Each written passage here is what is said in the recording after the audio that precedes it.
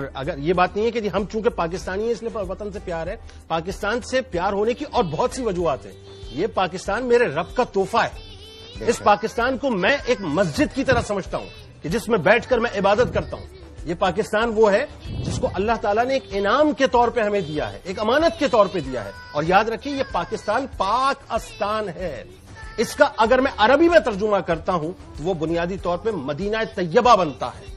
ٹھیک ہے جی، طیبہ کی معنی پاک، مدینے کی معنی رہنے کی جگہ۔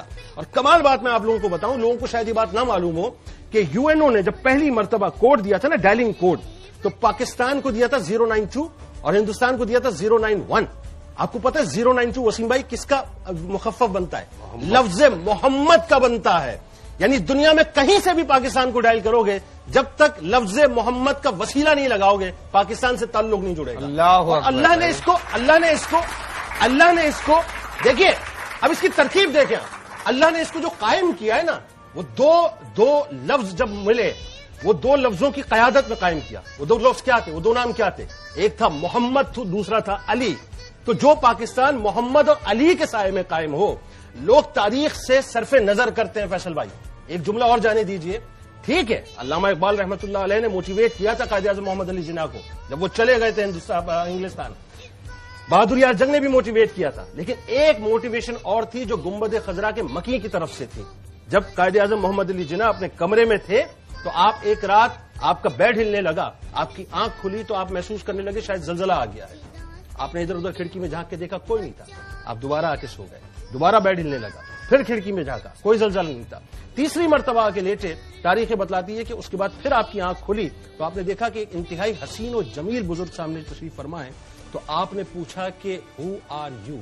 تو وہاں سے جواب آیا کہ آئی ایم یور پروفٹ محمد صلی اللہ علیہ وآلہ وسلم۔ آپ ادب سے کھڑے ہو گئے اور آپ نے سوال کیا کہ my lord what can I do for you?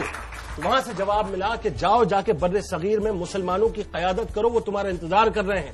علامہ شبیر احمد عثمانی کو قائد اعظم محمد علی جناح رحمۃ اللہ علیہ نے یہ خواب بتلایا تھا اس شرط کے ساتھ کہ میرے مرنے کے بعد جو اس بات کو آشکار کیجیے گا۔ اور یاد ہے کہ جنازہ جب پڑھا گیا تو میرے رسول کریم صلی اللہ علیہ وآلہ وسلم علامہ کے خواب میں آئے تھے اور حکم دیا تھا کہ میرے مجاہد کی نماز جنازہ پڑھو۔ یہ میرا پاکستان ہے جو میرے رسول کریم صلی اللہ علیہ وآلہ وسلم کی عطا ہے، اور اس پاکستان کی افواج وہ ہے وسیم بھائی جو انتظار کر رہی ہے صرف ایک جنگ کا، جس کو شاہ ولی اللہ بھی لکھتے رہے، جس کو میرے رسول نے بھی فرمایا وہ کچھ اور نہیں ہے بلکہ غزوہ ہند ہے۔